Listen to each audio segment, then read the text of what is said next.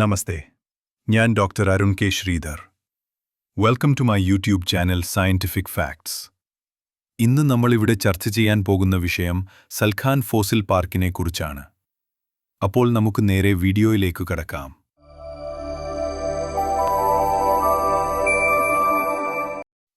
പുരാതന ജീവികളുടെ സംരക്ഷിക്കപ്പെട്ട അവശിഷ്ടങ്ങളെ ഫോസിൽ എന്ന് വിളിക്കുന്നു. ഫോസിലുകൾ പൊതുജനങ്ങൾക്ക് കാണാൻ വേണ്ടി സംരക്ഷിക്കപ്പെട്ടിട്ടുള്ള പ്രദേശമാണ് ഫോസിൽ പാർക്കുകൾ. സൽഖാൻ ഫോസിൽ പാർക്ക് ഉത്തർപ്രദേശിലാണ് സ്ഥിതി ചെയ്യുന്നത്.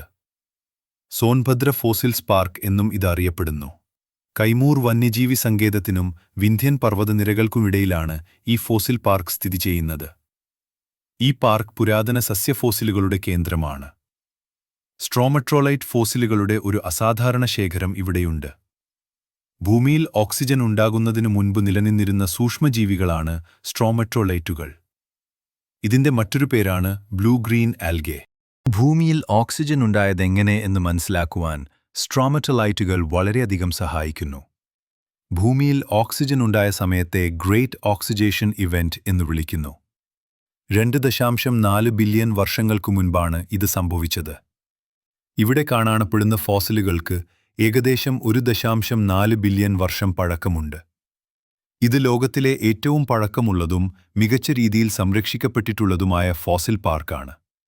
ഇതിന്റെ പ്രാധാന്യം കാരണം സൽഖാൻ ഫോസിൽ പാർക്കിനെ അടുത്തിടെ യുനെസ്കോയുടെ ലോക പൈതൃക സൈറ്റുകളുടെ താൽക്കാലിക പട്ടികയിൽ ഉൾപ്പെടുത്തുകയുണ്ടായി. ഈ വീഡിയോ ഇഷ്ടപ്പെട്ടെങ്കിൽ ഇത് ലൈക്ക് ചെയ്യുക. ഇതുപോലുള്ള ഇൻഫോർമേറ്റീവ് വീഡിയോകൾ ലഭിക്കുന്നതിനായി ഈ ചാനൽ സബ്സ്ക്രൈബ് ചെയ്യുക.